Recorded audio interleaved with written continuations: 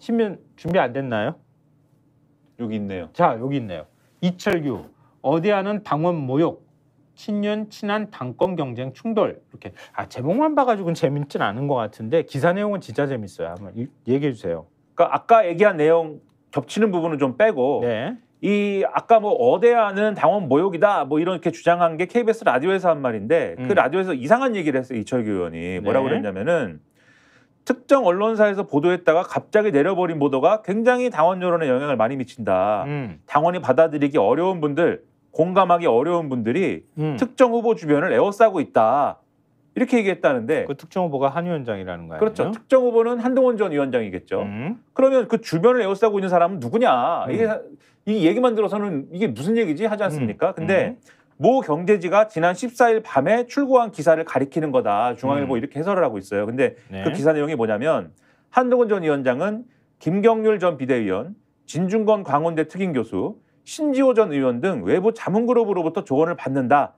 이런 내용이라는 거예요. 네. 그러니까는 이거를 맥락상 해석해 보면 이철규 의원은 이 사람들은 뭐 쉽게 얘기하면 좌파 아니냐. 그렇지. 좌파 출신 아니냐 어쨌든 최소한. 진중권은 아니라든 자기가 아니라던데. 아니, 이제는 이분은 본인 좌파라고 하시던 분인데. 근데 정의당에서도 그거 나가지 않았어요, 이제?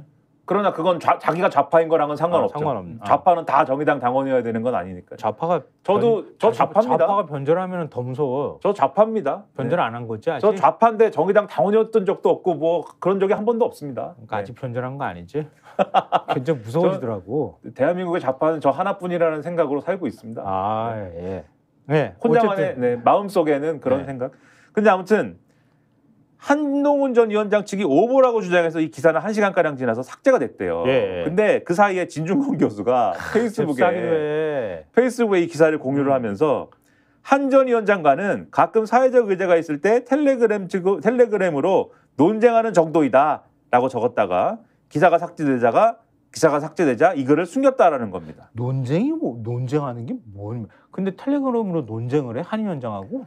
얼마나 가까운 사이입니까? 그러니까 말이야. 저희가 그러면 오보가 아니구만. 매일 아침 이렇게 만나지만 무슨 문자로 논쟁하거나 이런 적이 없잖아요. 네. 우리 김씨들이 두 김씨가 문자를 주고받은 적이 까마득해요. 김민하 평론가랑은 휴대폰 문자밖에 안 돼요. 카톡도 안 깔았어. 네, 저는 카톡도 없고 텔레그램도 없어요. 네. 아무 대화를 주고받지 않아요. 이 양 김씨가. 그게 뭐야? 그건 뭐 자랑이야 뭐야? 그러니까 매일 아침 만나는 사람 알았어. 사이도 이런데 뭘 논쟁을 텔레그램으로 합니까? 근데 어쨌든 한 전 위원장 측이 반박 나섰는데 신지호 전 의원은 채널A 유튜브에 출연을 해서 총선 백서를 통해 한동훈 깎아내리기에 실패한 이철규 의원이 총선 백서 시즌2를 하고자 한다 이렇게 맞섰다고 하는데요.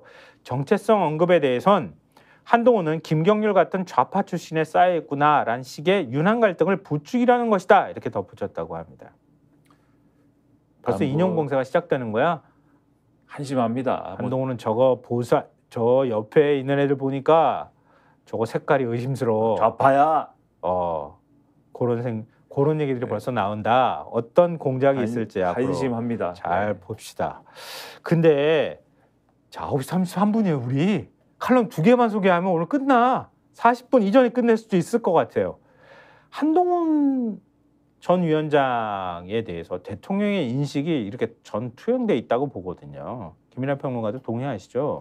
아니 대통령이 미워하지 않으면 이런 일이 왜 벌어지겠어요? 사람들이 왜 굳이 한동훈 전 비대위원장하고 싸우겠어요? 대통령을 미워하는 게 확실하니까 다 나와갖고 싸우는 거지. 근데 언론이 대통령의 눈치를 보나?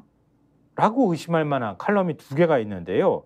중앙일보 서승욱 정치 국제 외교 안보 디렉터가 쓴 칼럼입니다. 막장 드라마 강제 시청의 늪. 칼럼 제목으로 봐가지고 무슨 내용인지 모르겠는데 칼럼에 아주 흥미로운 문구가 들어가 있어요. 이것 때문에 굳이 이걸 소개해드리려고 했던 거예요.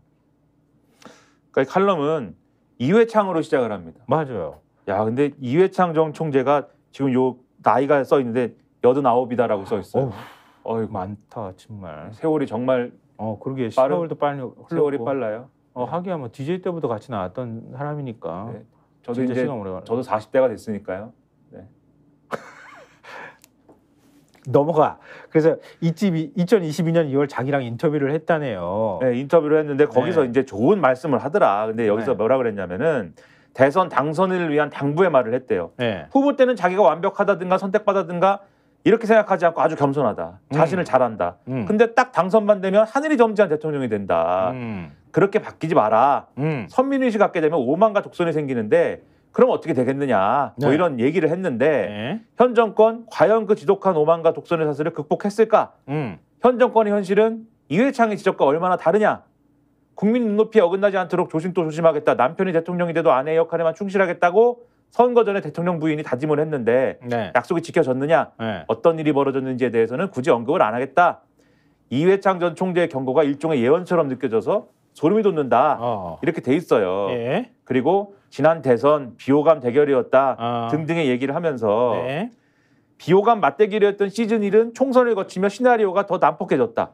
시즌2의 주된 테마는 이제 국민 모두가 아는 것처럼 감옥이 먼저냐 탄핵이 먼저냐이다. 국민들은 폭력과 활급, 엽기적 반전이 난무할 새 시리즈를 꼼짝없이 시청해야 되는 처지에 내몰렸다. 현직 대통령 덕에 승승장구했다가 그거는 조금 그 부분이 제일 중요해서 네. 그것만 숨고르기를 하고 딱 네. 끊어가지고 얘기해줘요.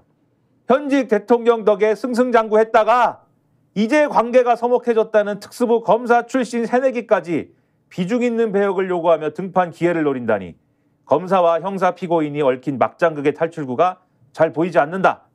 누굴 말할까? 한동훈 전 비대위원장 말하는 그렇지. 거죠. 그렇죠. 그러니까 한동훈이 등판해서 국민의힘 대표가 되면 여기서 얘기하는 형사 피고인이라는 거는 지금 이재명 대표 얘기하는 거 아닙니까? 이재명 대표와 윤석열 대통령 얘기하는 거 아니에요. 어찌 됐든 간에 구도가 그렇게 된 거 아니야. 그러니까 시즌 1이 윤석열 대 이재명 구도가 그런 구도였는데 한동훈이 또 나오면 한동훈 대 이재명 구도가 된다. 또 검사와 형사 피고인 구도 아니냐. 그렇지. 그러면서 뭐 좋은 말을 합니다. 도대체 우리 국민은 왜 이런 저질 드라마 강제 시청의 늪에 빠졌는가? 상대 진영을 짓밟을 수만 있다면 삶의 계정이나 근본을 따지지 않고 무조건 줄을 서는 묻지마 캐스팅, 합리성, 유연함보다는 균형 감각보다는 전투력과 편가르기에만 열광하는 진영적 관성이 부른 참사이다. 이런 막장극이 횡행하는 환경을 초래한 언론인으로서의 책임이 작지 않은 것 같아서 필자의 마음이 아주 무겁다. 네, 반성도 하네요. 이거 달리 해석하면 한동훈은 안 돼. 그렇게 그렇죠. 얘기하는 거예요. 자, 조선일보 김대중 칼럼 보여주십시오. 오래간만에 소개하는 것 같아. 대통령이 달라졌다는 소리 듣고 싶다. 그래서 또 윤 대통령 막 까는 건가? 그래서 딱 눈길이 갔는데 봤더니 웬걸 그거는 아닌 것 같아. 좀 달래더라고요. 네. 좀 뭐라고 하긴 하는데 네. 조금 달래고 딴소리 하더라고요. 네, 우리 3분만 딱 해서 40분에 딱 끝냅시다. 그 칼럼이 이렇게 시작해요. 이미 예상했던 대로 아니 그 예상을 넘어 40 총선 이후 정치 시국은 헌정사상에서 유례가 없는 야당 독재, 여당 노예로 굴러가고 있다. 이재명 대표와 민주당은 국회 독차지로 기고만장이고 윤석열 정권과 국민의힘은 굴욕의 나날을 보내고 있다. 말 같지도 않은 소리 하여튼 그렇게 했는데요. 근데 쭉 내려와서 무서운 사람이다. 이재명 대표 얘기하는 거예요. 그를 얕잡아 봐서는 백전백패한다. 스픽스는 말하는 언론입니다. 대세는 유튜브, 그중에서 스픽스. 좋아요, 댓글, 구독, 알림 설정. 여러분이 저희를 사랑해 주시고 우리가 여러분을 사랑하는 4가지 방법입니다.